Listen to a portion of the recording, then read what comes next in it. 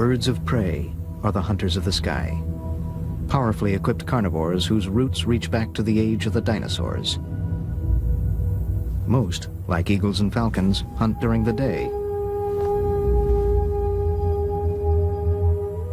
But the owl can detect its prey at night, with a body designed to home in on a kill, even in complete darkness.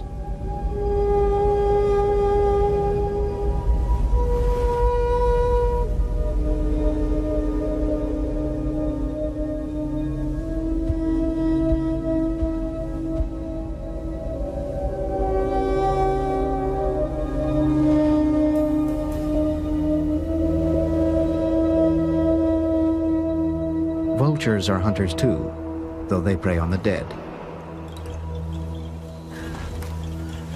These voracious scavengers work together to strip the carcasses of large animals.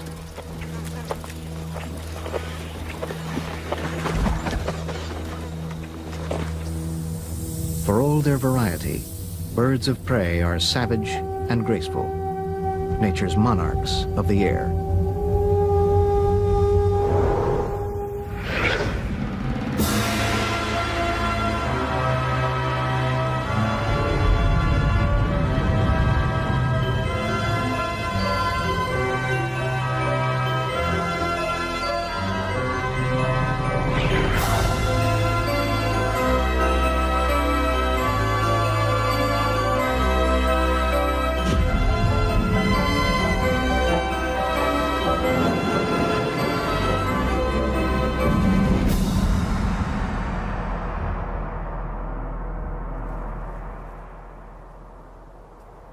Scotland in April, and a late snow covers the ground. A male golden eagle is hunting for food. Like other birds of prey, all the parts of his anatomy combine to create a highly efficient predator. Strong talons for grasping prey, a muscular chest, and powerful wings which help him lift it, and a sharp beak for tearing it open. These are the defining features of birds known as raptors.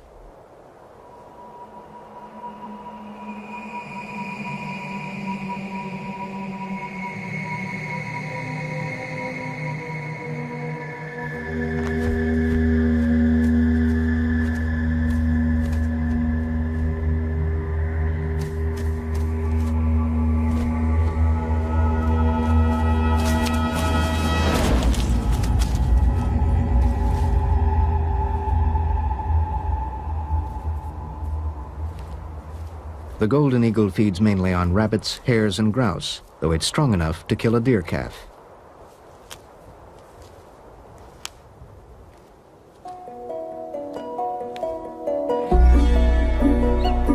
Golden eagles are among the largest birds of prey.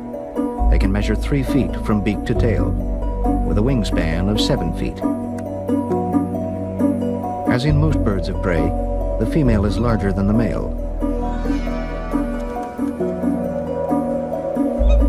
Along with hawks, falcons, kites, and buzzards, they are diurnal raptors, which means they hunt by day.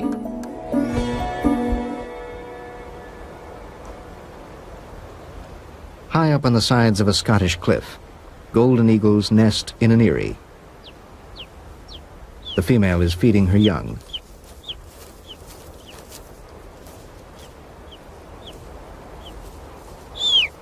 She tears the meat into small strips to make it easier for them to digest.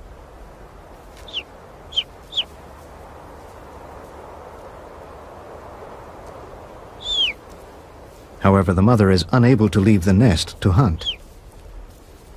The thin down on newborn chicks provides little insulation, and they are vulnerable to the cold, so the mother must keep them warm by brooding.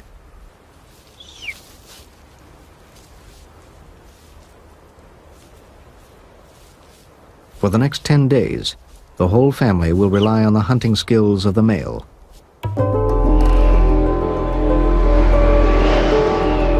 Birds of prey need patience, stealth, and above all, keen senses.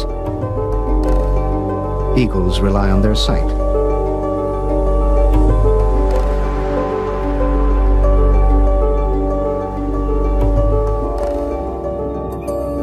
Unlike many birds, raptors have eyes which point forward, giving them binocular vision.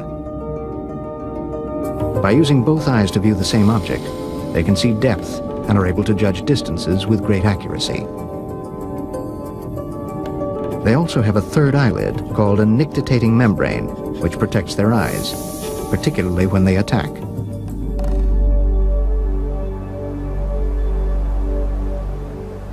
For centuries, people have known that birds of prey have good eyesight, hence the expression, eagle-eyed. But until 20 years ago, no one had tested their vision scientifically.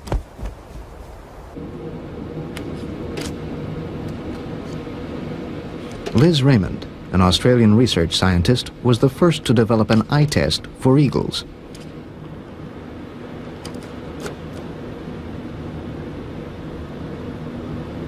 The biggest difficulty with testing any animal's vision is that you can't talk to them directly, so it all has to be done by indirect means. Liz solved this problem with a simple but ingenious experiment.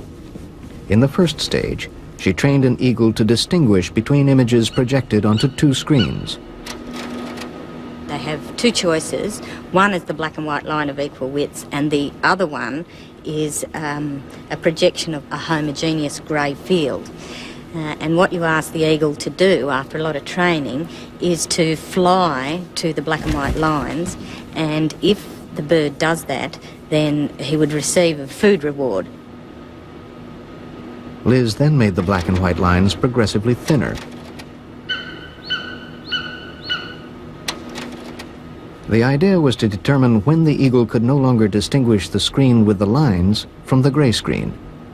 At this point, the eagle wouldn't know which screen to fly to.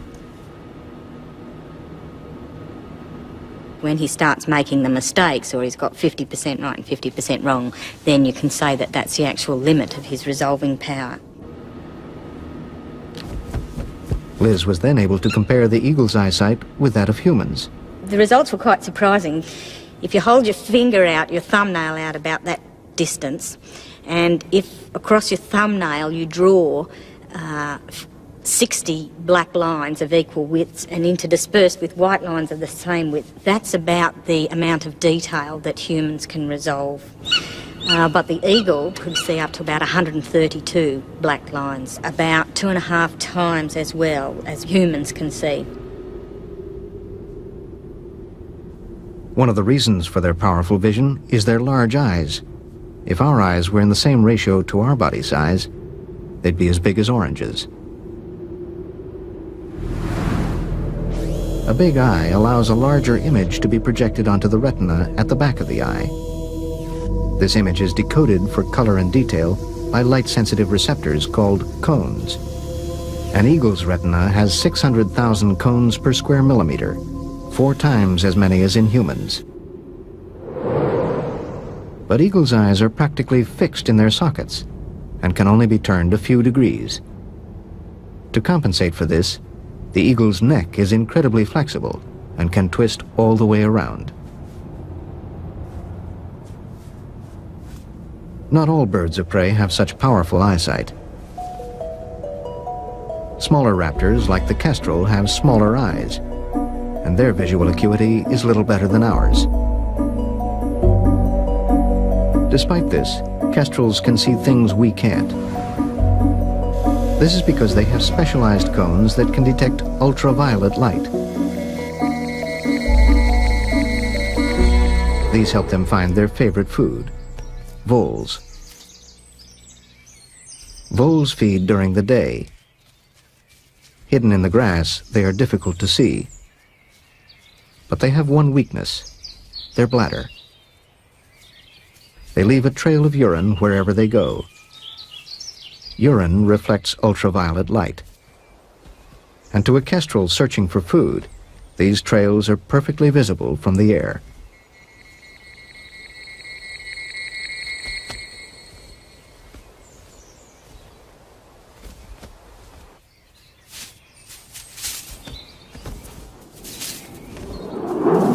This time, the vole escapes.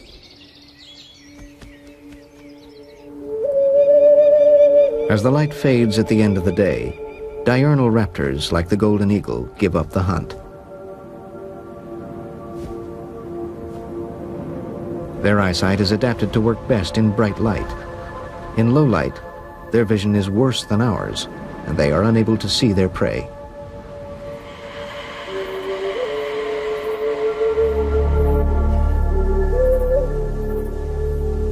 When the moon rises, the nocturnal birds of prey come out to hunt. Barn owls are completely at home in the dark.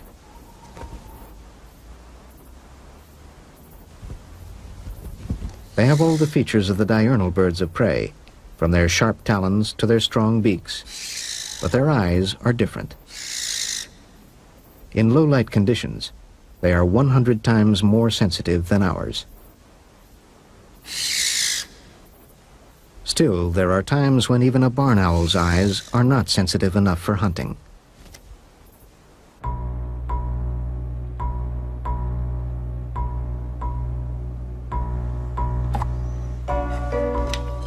The film in these canisters was the first photographic evidence that owls could hunt without any light at all. In 1957, Roger Payne of Cornell University carried out an unusual experiment. I knew that owls had asymmetrical ears. The ears weren't the same on the two sides of the head. And that was curious. It meant ears were important to owls. I had to be doing something with them. So I put an owl on a perch in a darkened room, and I then released a mouse into leaves on the floor of the room. And the mouse, as it moved around, made noise, banging into the leaves and crushing them. And suddenly, in the darkness, the owl struck, and I turned on the lights, and it was holding the mouse. I just couldn't believe it. And later on, I got hold of an infrared viewing device, which makes it possible to look in infrared, which the owl can't see and we can't see. And then I could watch what was going on, and it was just fascinating. Throughout the winter in a small shed on the campus, he used infrared light to watch barn owls hunt.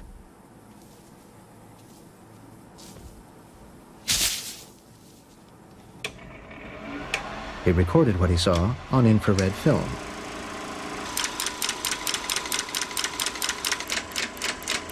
What we got to remember is that throughout this whole time, the owl can't see a thing. There's enough infrared to expose the film, but the owl can't see an infrared. But here he goes. He's flying along. He brings his feet into a pattern right there, which is exactly lined up with the mouse's body. He then closes his eyes because he knows he's about to hit something. He lands, and he's missed. The mouse is sitting right next to him, not 2 inches from his foot, but he can't see it. So he folds his wings. Ooh, and then he looks at the mouse because the mouse has just made a sound.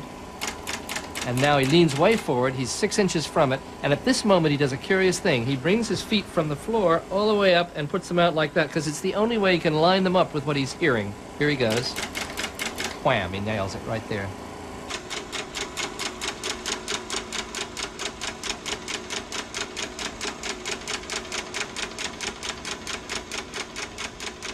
Make sure that it wasn't that it was homing on the smell of the mouse, or that it had actually seen the mouse somehow, or that maybe it was looking at the mouse in the infrared heat that a mouse gives off. I took a small wad of paper, dragged that through leaves, and the owl struck the paper. The paper doesn't smell, it doesn't have any infrared coming off it, it doesn't look like a mouse to anybody, not even an owl, and the result is it had to be sound. Sound was what they were using. At first sight, the barn owl doesn't appear to have ears at all, unlike its cousin, the long-eared owl. Looks, however, can be deceiving. The tufts are only for display. Its real ears, like the barn owl's, are hidden under the feathers alongside its eyes. Everything about the way an owl looks, the reason an owl looks like an owl, is all to do with acoustic adaptations. In other words, adaptations for hearing. One of the most obvious ones is this circle of feathers around both sides of the head. Actually, this is one parabola to collect sound for this ear, and this is another parabola to collect sound for that ear, which is actually very much like cupping your hand behind your ear as a means of collecting more sound. And you can also see another peculiar thing. Owls sit with their bills pointed down like this, looking at the world. And the reason they do is to maximize the surface area over which they can collect sound. If this was a robin or some other bird, songbird, the bill would be held roughly horizontally like that. But no, they tilt it way down. And the reason they do that is because this dimension of the head is greater than that dimension of the head. That whole posture is part of why an owl looks like an owl. The barn owl locates the direction of a sound in two ways. When the mouse makes a noise, the sound reaches one ear a fraction of a second before it arrives at the other. This minute time difference enables the owl to work out the left-right direction of the mouse. When the mouse is directly in front of the owl, the sound arrives at both ears at exactly the same time. Now it has to calculate if the mouse is above or below. If you cut just that collection of feathers in the very center here that help the air flow by smoothly, then you get what we've done here to this owl, which is a stuffed owl that's had just those feathers removed, nothing else. So right here you can see that there are two flaps of skin, and those flaps are directly in front of the ear opening. The ear opening is back here. But they're asymmetrically placed. One is higher than the other one. This one is actually lower than that one. These asymmetric flaps gather the sound from the mouse in different ways. The noise of rustling leaves comes from below the owl. The sound passes under the high flap, which is on the left side of the owl's head, and is reflected by the ruff into the ear.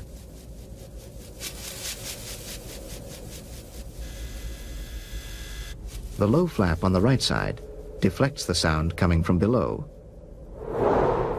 When the sound is louder in the left than the right ear, the owl knows it's coming from below. By combining the up-down with the left-right information, it pinpoints the mouse with great precision.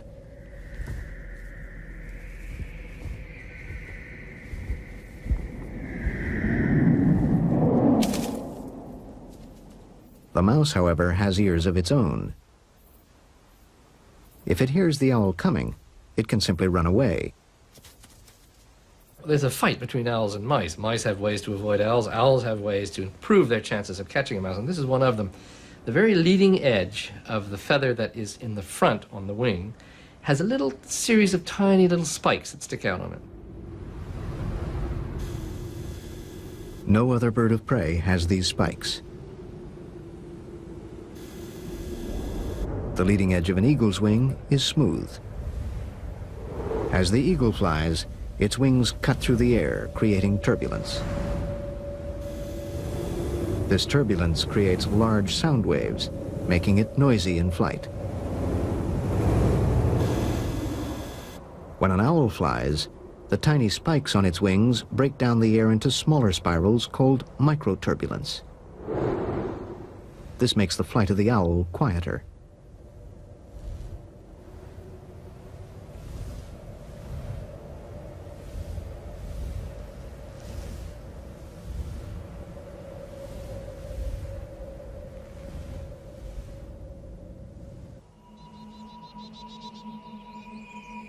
Sharp hearing also helps an owl hunting in daylight.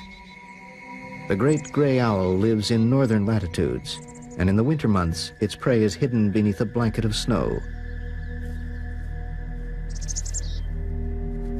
But the snow offers no real protection.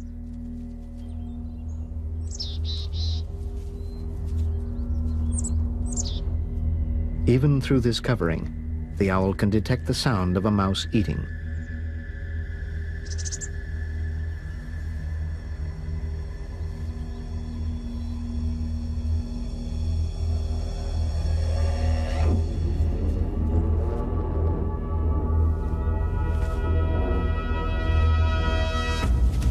The great gray owl, like all birds of prey, has senses finely adapted to its environment.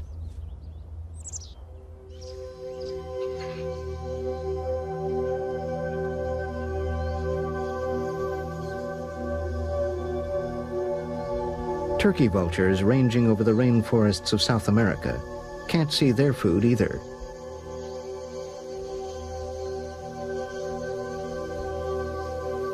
The dense canopy of trees covering the ground hides animal carcasses from view. So how these scavengers were able to locate food remained a mystery until the late 1930s.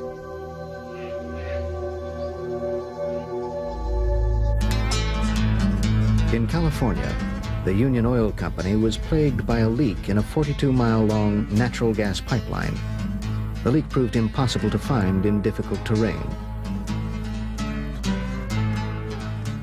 But company engineers had noticed that vultures often gathered while they were repairing holes in other pipelines. So on a hunch, the engineers from the gas company traveled along the pipeline. Eventually, they saw turkey vultures circling in the distance. When they reached the spot, they started digging. To help find pipeline leaks, a gas with a distinctive smell of rotting meat is always added to natural gas. It was this that attracted the vultures. At the bottom of the hole, the engineers found the broken pipe. They had also discovered that turkey vultures could hunt just by smell.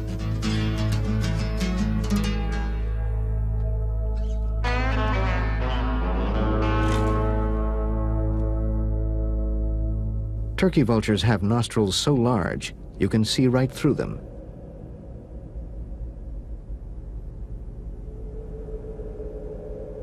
Smells are processed by a very large olfactory bulb at the front of the brain. The bulb is so sensitive, it enables the bird to detect the direction a smell is coming from. The turkey vulture follows the concentration of odors in the air to the source of the smell.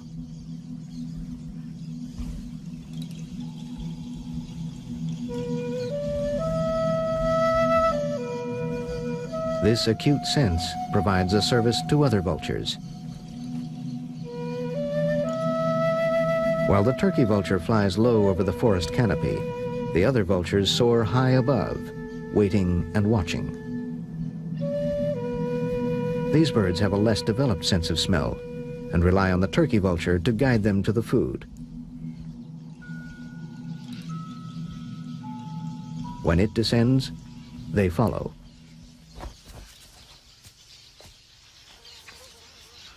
Although first to the prey, the turkey vulture isn't strong enough to rip through the skin of this large rodent. It is soon joined by black vultures, which are also unable to pierce the hide.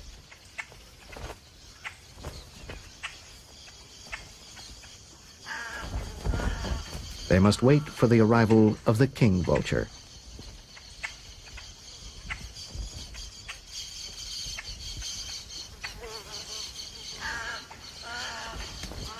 Like the black vultures, the king vulture has a weaker sense of smell, but it does have a strong, sharp beak. It repays the favor of being led to the meal by tearing through the skin of the carcass to provide food for all.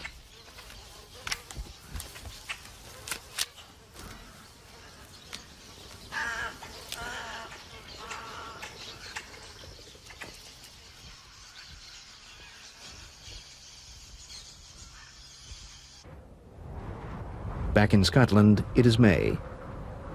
The newborn golden eagle chicks are now 7 weeks old.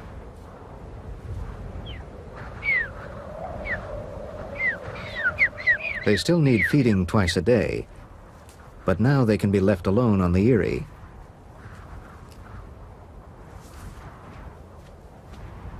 They've now acquired a thick layer of downy feathers and no longer depend on their mother for warmth.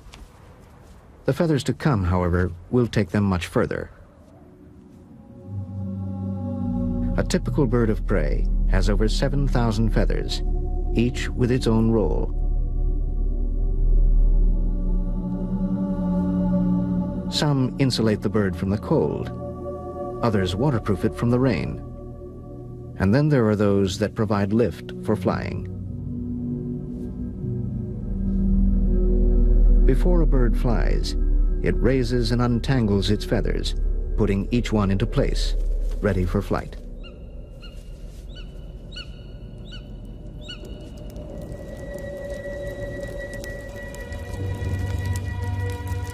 Flight is a bird's ultimate evolutionary achievement. The evolution of birds is still the subject of fierce scientific debate. The earliest ancestors of birds probably emerged 200 million years ago as reptiles. Some that climbed trees grew elongated scales to form primitive wings. These allowed them to glide from the treetops. 50 million years later, Archaeopteryx appeared. It still had teeth and solid bones, just like a reptile. But what made this animal so different was that it had feathers. Like scales, feathers are made from keratin, but they are light and flexible.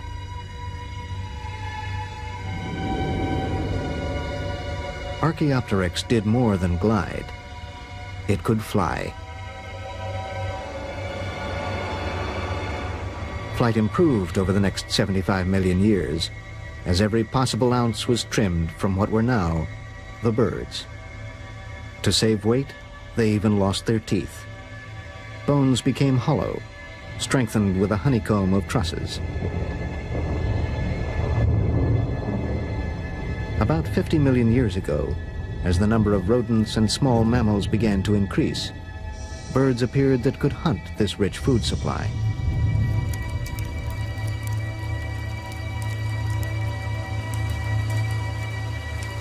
The modern bird of prey was born.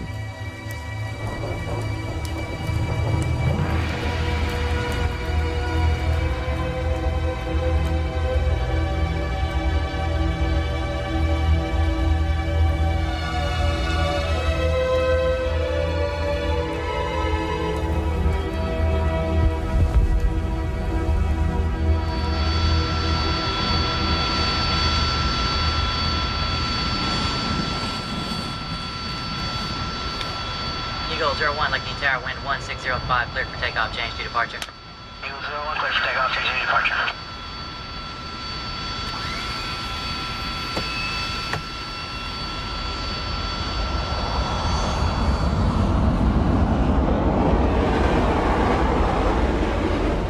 Air bases throughout the world have a problem.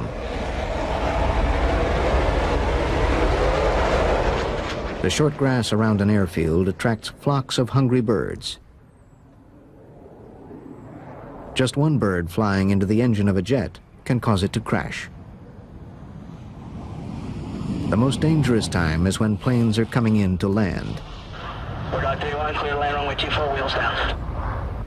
And War Dog 31, expect possible go-around short final. We have a small flock of birds crossing the runway left to right. Approach in. Bird Control 1, Lake Neath ground. Go ahead, please. The U.S. 48th Fighter Wing, based in England, keeps peregrines and other falcons on standby. Bird Control 1, we need you to proceed out to runway 24 at the approach end. We have a small flock of birds sitting on the runway approach end.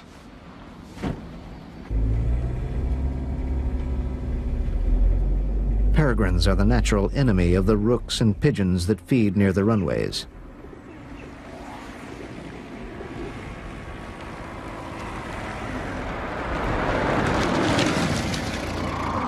A tape recording of a distressed bird is often not enough to scare the flock. But the release of a peregrine has a dramatic effect.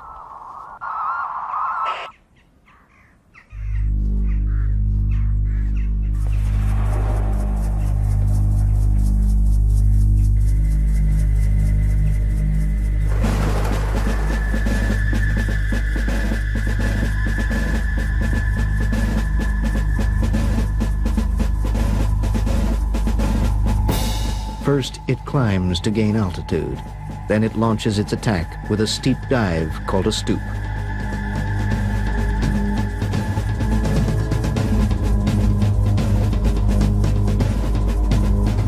A peregrine falcon in a stoop is the fastest animal in the world.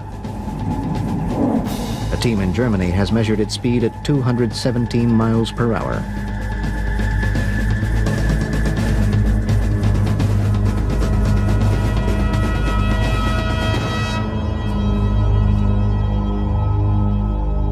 The point is only to scare the birds, but this time it catches a passing pheasant.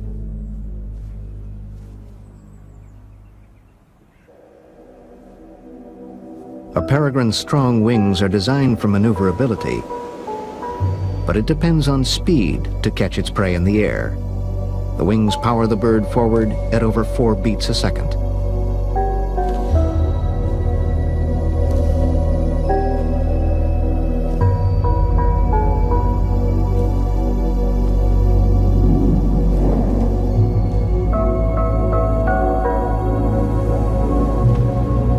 An eagle's wings are not designed for speed.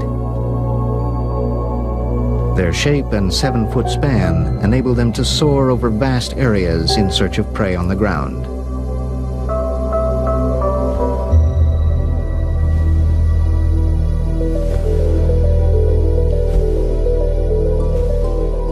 But one thing the eagle and the peregrine have in common with other birds of prey is that they strike with their feet.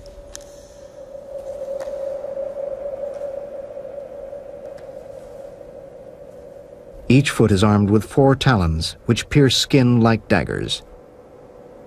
On the eagle, they can be over 2 inches long. When they grasp their prey or a branch, raptors have a special locking mechanism in their legs that prevents their grip from slipping. It works like a ratchet. As their toes grasp, ridges on the tendons lock the talons into place.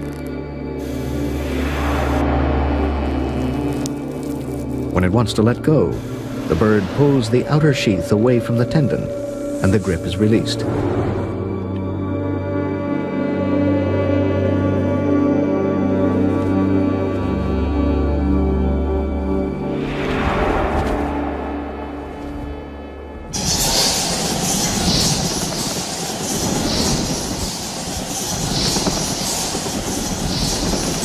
In New Mexico, the talons of the red-tailed hawk will find an easy target.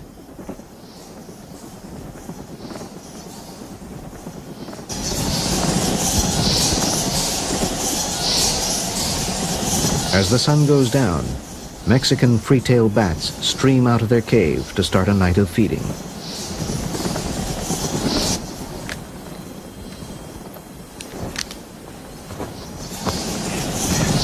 The red-tailed hawk normally hunts rabbits, but it will also take bats, and it doesn't pay to be choosy.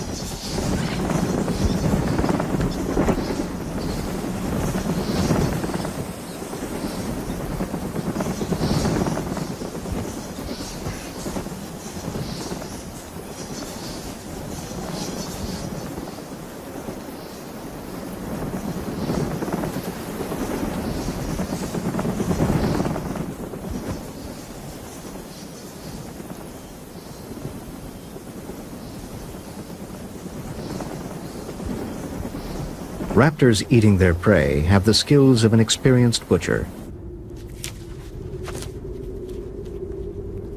A hungry eagle can strip the bones of a rabbit in 15 minutes. Birds of prey are fast eaters.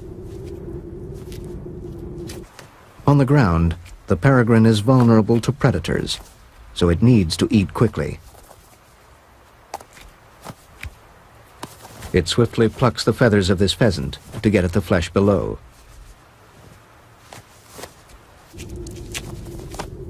Each species has a beak that is specialized and finely adapted to the prey it feeds on.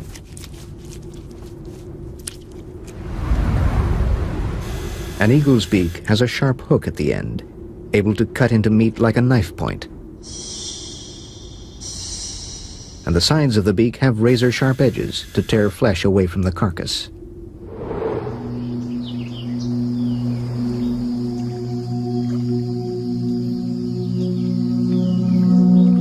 In the Florida Everglades, one species of kite has a beak adapted to only one food source. The snail kite feeds on apple snails.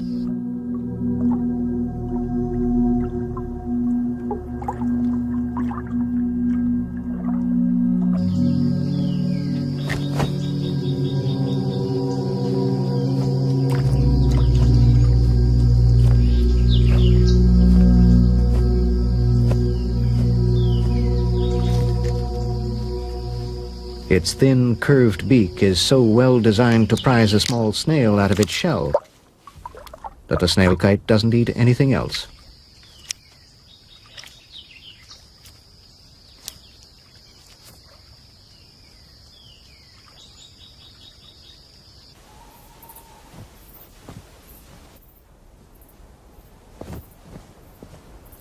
While larger birds of prey eat their food where they find it, smaller raptors, like owls, carry their catch to somewhere safe.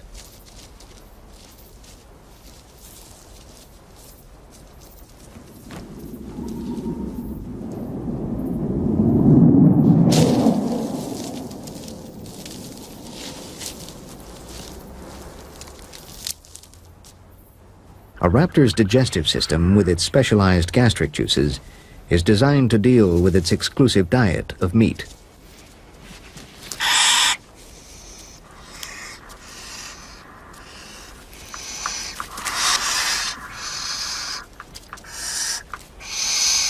Even as young chicks, barn owls swallow their prey whole.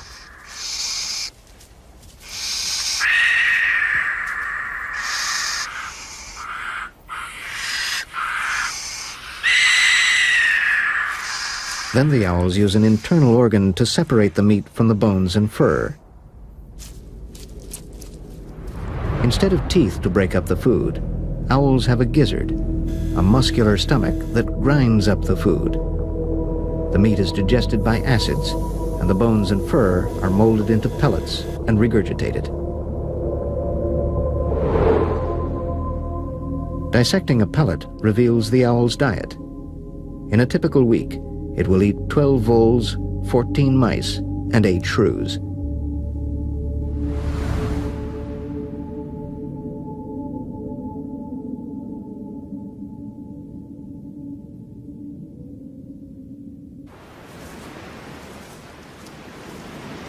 In Scotland, it is now 11 weeks since the young eagles hatched. This down feather is all that's left of the bird's juvenile coat. Their black and white flight feathers have grown, and the birds are just mature enough to fly. The parents are starting to leave the young birds to fend for themselves. If they don't fly soon, they'll starve.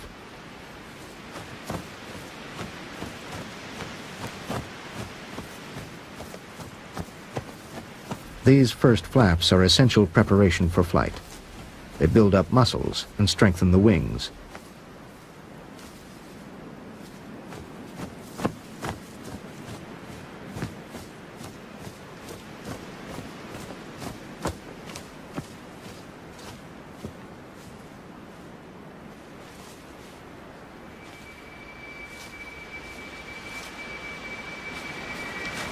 The eldest chick finally gets up the courage to take to the air.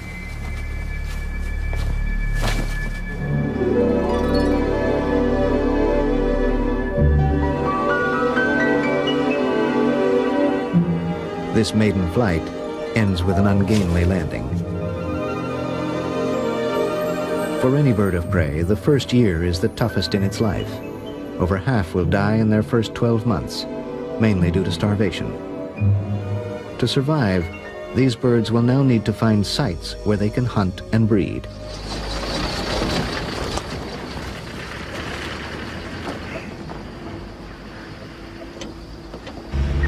Zoologist Mike McGrady has spent 5 years studying eagles in the Western Highlands of Scotland. He's used tracking techniques to build the most detailed picture yet of the movements a young eagle makes once it has left the nest.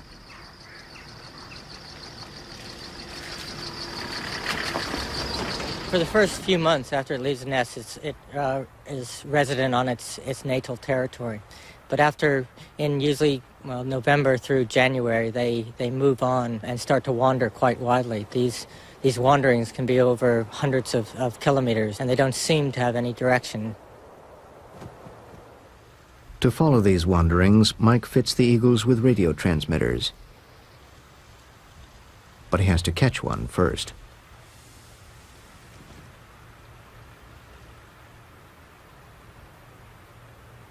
"80 yards from the hide, Mike has baited the trap with a dead rabbit. Trapping requires endless patience. It's kind of dynamic tension between being comfortable and being uncomfortable, because you have to be awake all the time, pretty much, but and ready to move. But you also you're going to have to spend 11 hours in this hide, and it's cold or raining or something like that. You also try to make yourself comfortable.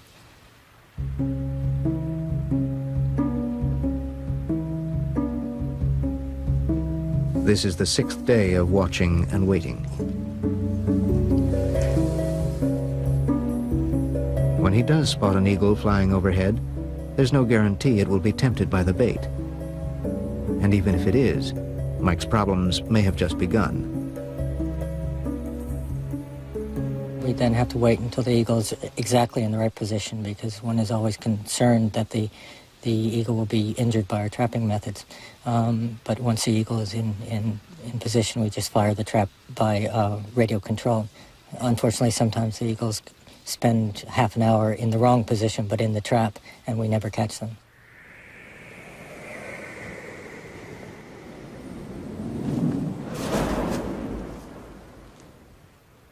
Although the bird is in position, it isn't safe to spring the trap while its wings are open.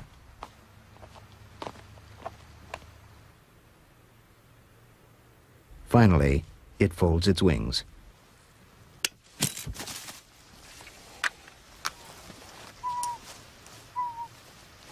Okay, the ring number is ZZ0832. 0832. Yeah, let me just get a bill length on it. The first job is to tag the bird and measure it. The beak and talon lengths will tell Mike whether this is a male or a female. Okay, 43.2. Although trapped, it is still a formidable animal.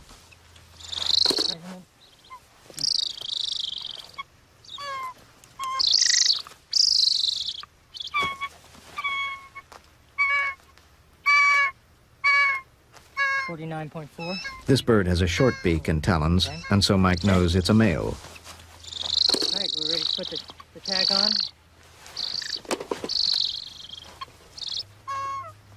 He fits the lightweight radio transmitter that will eventually detach itself from the bird.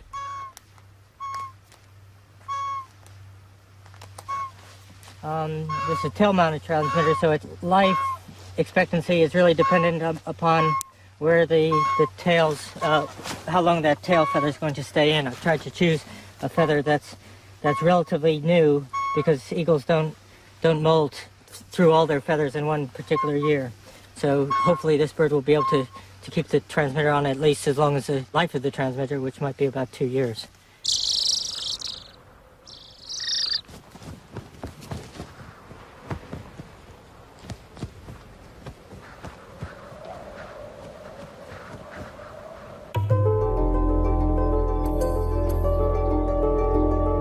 There are about 450 breeding pairs of eagles in Scotland.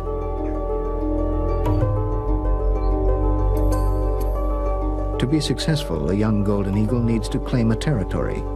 But what if all the good sites are already taken?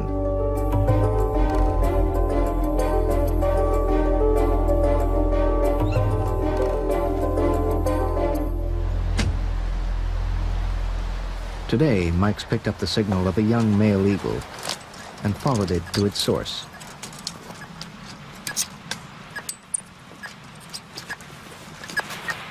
The territory of this golden eagle is 7 miles long and 5 miles wide. The eagle has defended it against all comers. Just like any other territorial animal, they maintain this territory at great sort of energetic expense. And the reason they have to do that is because the resources within that territory are quite important to it breeding. Those resources include food resources, but also might include nesting resources or a mate. They're maintaining an area which they can survive and reproduce in. The other eagles are also interested in the same thing, and if you have an eagle that's non-territorial and is looking to enter the breeding population, it has to establish itself on a territory. And at least from our work, some of these eagles seem to be aggressive about that territory establishment. Mike has recently discovered just how aggressive eagles can be. In 1992, he tagged the male of a pair of breeding eagles. He tracked the bird for a year and a half until he eventually lost contact. Some months later, we picked up a very strong signal on this bird and followed the signal in to find the bird dead and quite decomposed.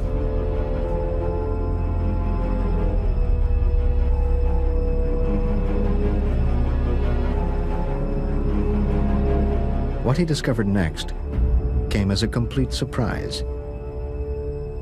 once we cleaned up the skull and the whole skeleton, we sort of realized what had caused this bird to die. It had obviously received a wound from probably another eagle. Must be another eagle. I can't imagine anything else inflicting a wound like that on an adult golden eagle. This eagle was killed for its territory. How often this occurs, no one knows, but a young male eagle has now taken over the territory. Chances are, this was the killer. The new young male will mate with a resident female. He will learn from her where the best hunting sites are and benefit from her experience. When she dies, he will stay in the territory and acquire a new mate. In this way, territories have been handed down in an unbroken lineage, stretching back centuries. All birds of prey share an evolutionary legacy. Whether they're hunting or scavenging, flying or gliding, they are the ultimate aerial predators.